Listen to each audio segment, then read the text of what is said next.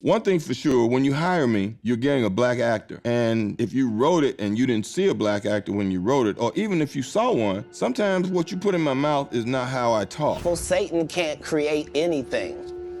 That includes blessings for his people. That's why, you know what the #1 job of somebody that sold their soul in Hollywood is? What? Is to act like it didn't happen. A lot of stuff that's on today is coonery buffoonery. And I know it's making a lot of money, breaking records, but we could do better. Samuel L. Jackson stunned Hollywood by pointing at 7 actors who sold their soul for fame. What was your drug of choice? Was it crack?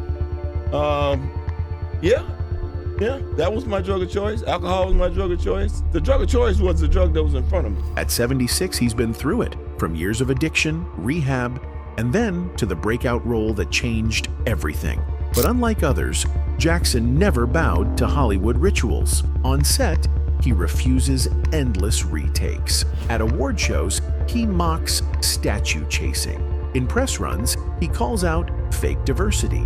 Every move shows defiance. Well, Samuel L. Jackson has a message for the Academy. He wants Oscar voters to know that he should already have an Academy Award under his belt. And that's why this list matters. 7 actors accused of trading integrity for power, while Jackson never did.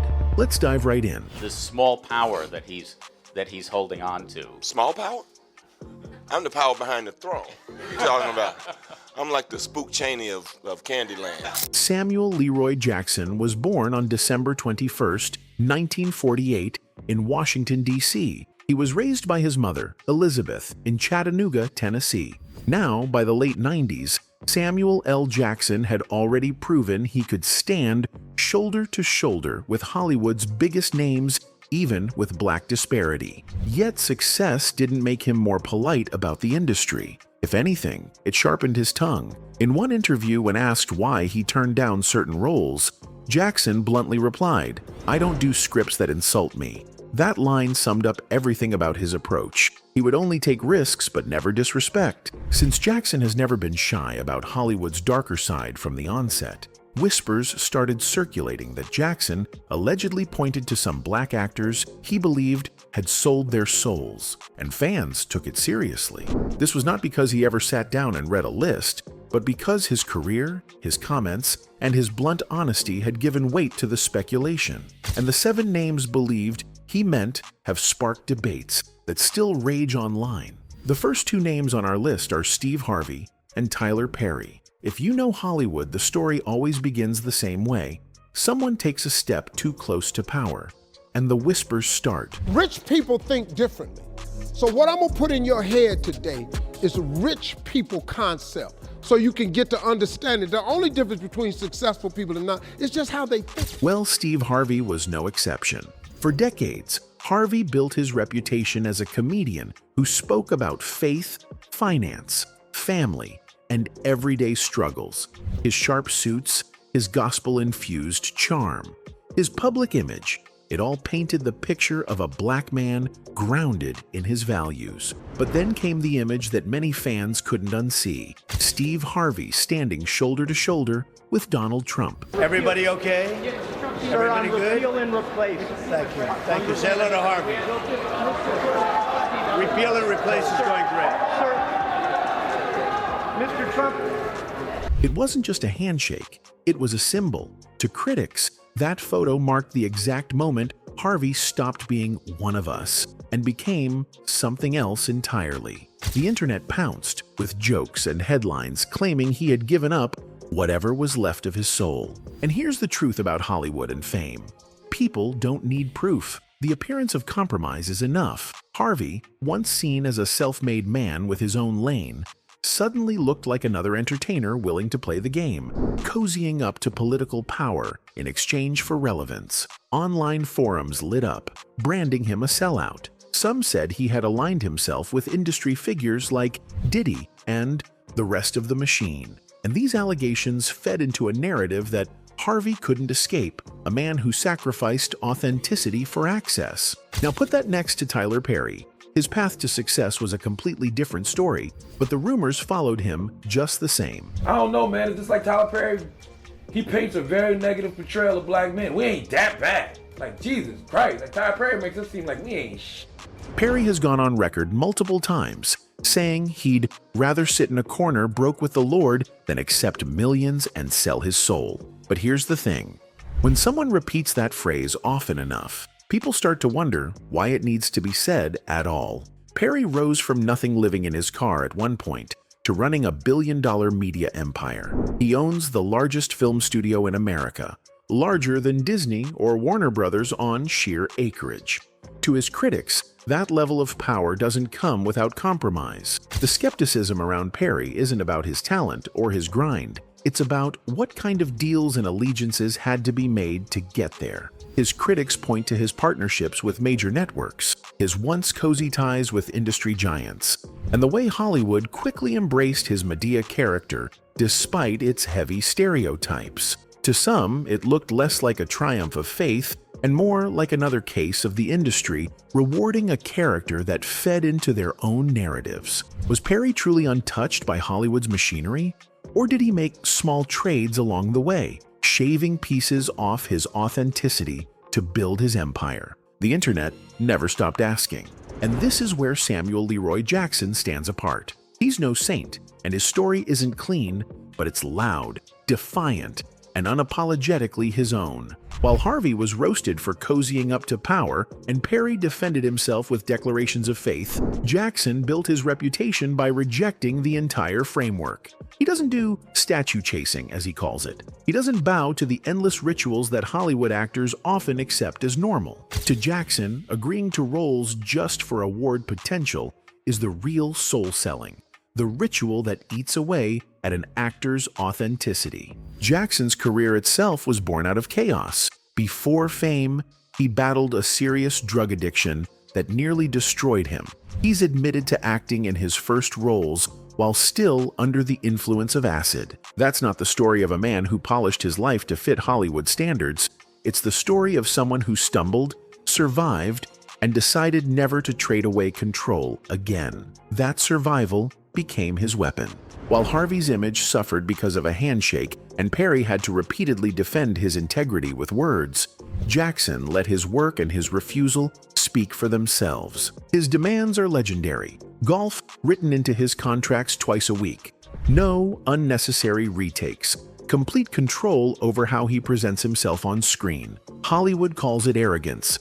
Jackson calls it freedom. That kind of defiance set him apart in an industry built on compromise because he despised the rituals. He never bought into the idea that Hollywood's trophies or approval made an actor great. When asked about awards, he shrugged off nominations, saying it's not about being in the club. Winning is what matters. That alone was enough to shake the table, to reject the ceremony of Hollywood that so many others chase like oxygen. Put all of this together, and the contrast becomes clear. Steve Harvey tried to step into power circles and got branded a sellout. Tyler Perry grew an empire so large that people couldn't help but question what he gave up to build it. Meanwhile, Samuel Leroy Jackson stormed through Hollywood refusing to play the game, carving his own lane and mocking those who followed the rituals. It's not that Jackson is untouchable. He's human, he's flawed, and his past struggles are well documented. But in the conversation about selling souls,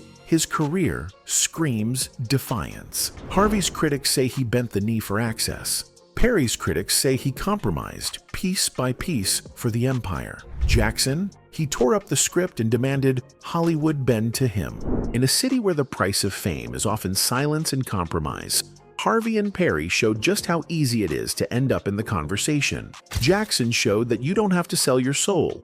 You can fight for it, even if the fight makes you unpopular. Now, on to the next names we have on this list are two men who, on the surface, couldn't be more different, yet find themselves bound by the same whispers in Hollywood's backrooms. Chris Rock Ludacris and Cuba Gooding Jr. Let's begin with Chris Rock. I used to take him to Disney a lot. I used to take him to Disney all the time, right?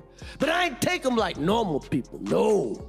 That's right, we went on the Illuminati package. When Chris first hit the scene, he wasn't just funny, he was dangerous. His comedy wasn't safe. It was raw, jagged, uncomfortable, and that's why people loved him. He was the guy who told the truth when others were afraid to. He was fearless, almost untouchable. In the 1990s, he was considered one of the boldest truth-tellers of his time, standing shoulder to shoulder with legends like Richard Pryor and George Carlin. But something happened along the way. By the 2000s, fans started noticing a shift. The Chris Rock who once spit venom at the hypocrisies of politics and race was suddenly starring in family-friendly animated films, Madagascar, writing sitcoms, Everybody Hates Chris, and playing roles where the edges were carefully filed down. Don't get it twisted, he was still funny, still brilliant, but there was a safeness creeping in. Some argued that he traded the radical energy that made him unforgettable for something the industry could digest and package. Critics whispered, did Chris Rock sell his soul for Hollywood? I meant to cut the snake, but I meant to cut the head of the snake. So my special will no longer be in Philly. It'll be in New York at the Barclays, where I cut off the head of Chris Rock. Think about it. The timing of his career climb lined up with his entry into more mainstream platforms. He was no longer just a comedian for the streets or the rebels. He was now a Hollywood commodity. His face on big posters, his voice in kid-friendly animations, his humor polished for prime time.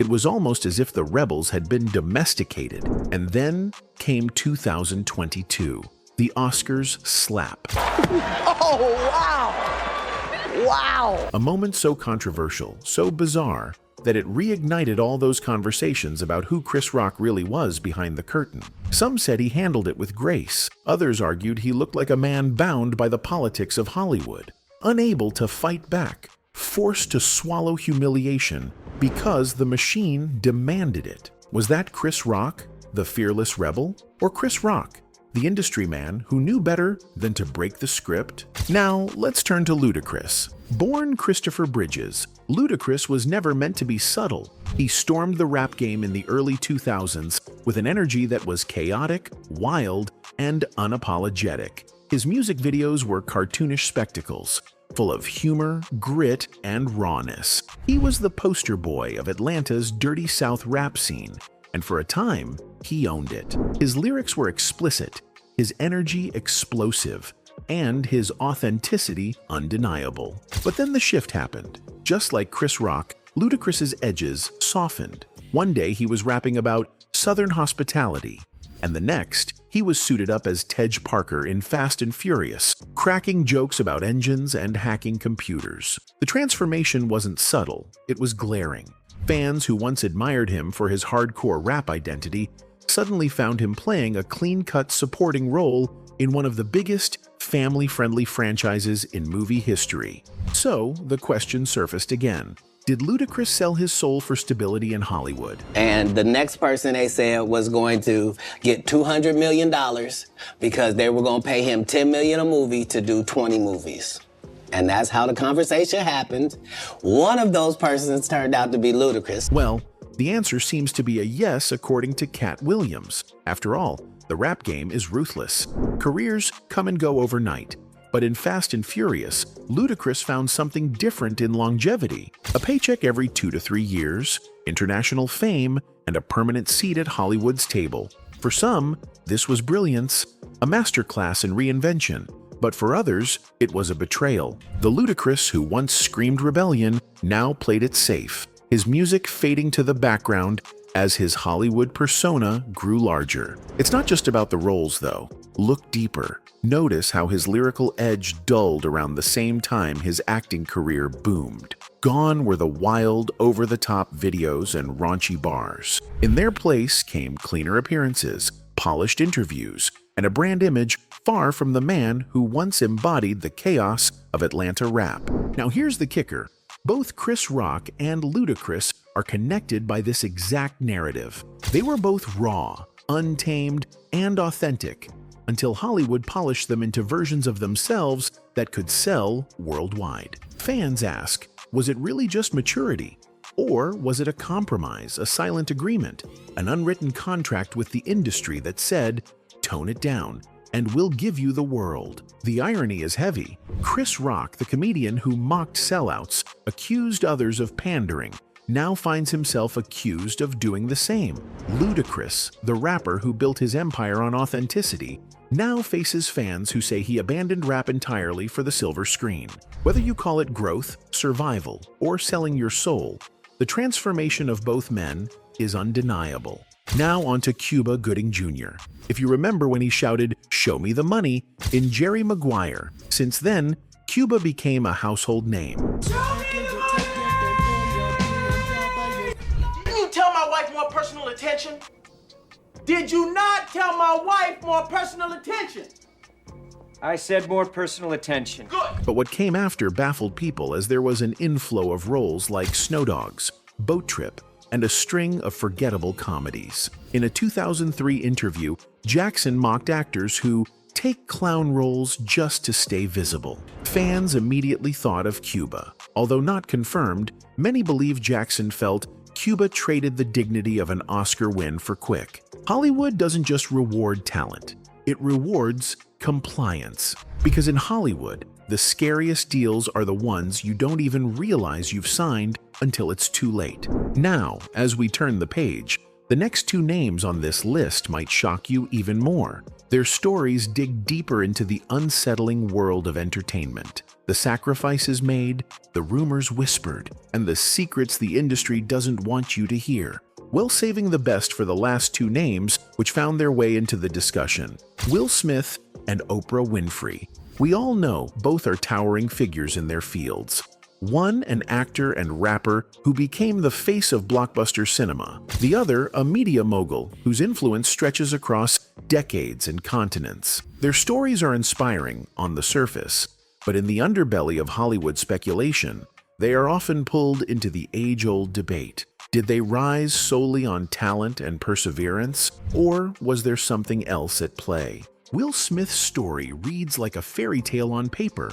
A kid from West Philadelphia rapping his way into stardom with DJ Jazzy Jeff, then leaping into television as the lovable Fresh Prince before conquering Hollywood as a box office juggernaut. Few stars have transitioned so seamlessly across music, TV, and film. But as his star climbed higher, so did the whispers. For years, fans online have claimed Will Smith gives off what they call "sold my soul" vibes. A vague but heavy accusation that suggests his meteoric rise wasn't just about charm and talent. What do they mean by that? Let's go back to the 1990s. The Fresh Prince of Bel-Air wasn't just a sitcom, it was a cultural reset. Will's charisma, comedic timing, and relatability turned him into a household name. But almost as quickly as the show found success, Smith's career took a leap that many in the industry found suspiciously smooth. While other actors spent years clawing for their first major film roles, Will was landing back-to-back blockbusters. Independence Day in 1996, Men in Black in 1997, An Enemy of the State in 1998. By the early 2000s, he wasn't just a star, he was the star, Hollywood's most bankable man. For some, this level of success was too clean, too perfectly orchestrated. It fueled the narrative that perhaps he had traded authenticity for an unstoppable Hollywood machine. Online chatter pointed to how Will often played safe roles, heroes, charming leads, global icons, rarely characters that might truly tarnish his image. Was this just smart career planning, or was it evidence of a deal made to secure permanent favor in Hollywood's inner circle? The speculation deepened with his music career. Will Smith famously won the very first Grammy for rap music back in 1989, when the genre was still largely sidelined by mainstream institutions. While many rappers fought against censorship, Smith stood out for keeping his music clean, family-friendly, and highly marketable. It gave him crossover appeal but also raised questions. Did he compromise the rawness of hip-hop to secure his place as Hollywood's golden boy? Was that, in itself, a kind of soul-selling, not to the devil, but to corporate expectations of what a safe black entertainer should look like? Then came the controversies that chipped away at his spotless persona. The Oscars incident with Chris Rock in 2022 was perhaps the most dramatic. In front of millions, the carefully crafted image of Will Smith cracked as he stormed the stage and slapped rock. And Cat Williams claimed this isn't just a performance, it was the industry doing its thing. Will Smith, Chris Rock, you watch that, what do you think? How do you digest it? I am in the production business. I understand what is worth doing for ratings. On forums and Reddit threads, some fans argued that this was the ultimate proof. No one climbs as high as Will Smith without giving something up. Others pushed back, saying it wasn't about selling out, it was about being boxed in by Hollywood, forced to live up to an image that eventually suffocated him. But one thing was clear, when people spoke of Will Smith and selling your soul, they weren't necessarily talking about a literal contract with the devil. They were talking about how far a man would go and how much of himself he would give away to remain on top of the world's biggest stage. Now, if Will Smith represents the Hollywood superstar who became the world's favorite leading man, Oprah Winfrey represents something even more colossal, and that was power. A lot of people have asked me, what's Oprah really like? And what's this agenda that I sense with her?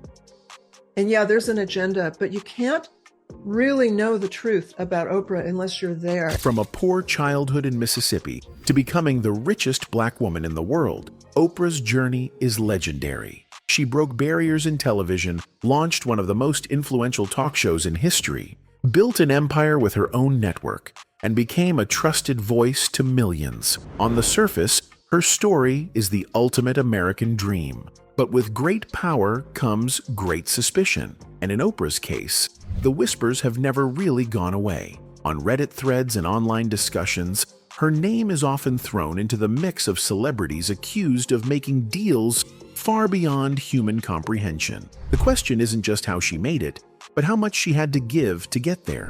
Oprah's rise in the 1980s and 1990s wasn't just unusual, it was unprecedented. At a time when Black women were often pushed to the sidelines in the media, Oprah not only found a place at the table, she built her own. Her talk show became a cultural powerhouse, capable of turning books into bestsellers overnight and launching careers with just a single endorsement. The scale of her influence was unlike anything the industry had seen before, and it's that influence that often draws the accusations. People say no one becomes that powerful without making sacrifices. Some point to her connections with billionaires, politicians, and Hollywood elites as evidence that she moved in circles that demanded loyalty, secrecy, and compromise. Others cite the way her brand evolved, from a relatable talk show host to a near-spiritual figure whose words carried almost religious weight. For skeptics, this wasn't just growth, it was a transformation that looked, to them,